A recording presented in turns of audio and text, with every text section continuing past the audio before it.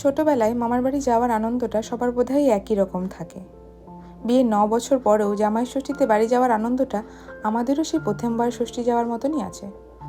আমাদের বাড়িতে একটাই ষষ্ঠী, তাই আমার মা বলেছিল যতদিন আমরা আছি চেষ্টা করিস আসবার। এবার আমাদের বেরোতে অনেকটা লেট হয়ে গেছিল, প্রায় সন্ধে।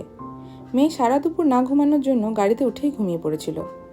আমাদের বাড়ি থেকে আমাদের দেশবাড়ির দূরত্ব প্রায় 275 কিলোমিটার, আর যেতে সময় লাগে প্রায় 7-8 ঘন্টা মতো।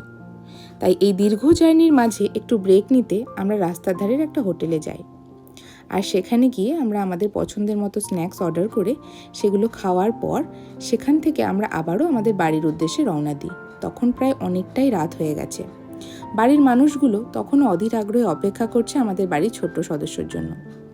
রাত তখন 1টা, তারা আর ধৈর্য ধরে না রাখতে পেরে রাস্তাতেই এসে দাঁড়িয়ে আছে আমাদের জন্যে। ঘুম থেকে উঠেই পাপান দেখতে পেল তার ভালোবাসার মানুষরা তার জন্য দাঁড়িয়ে আছে।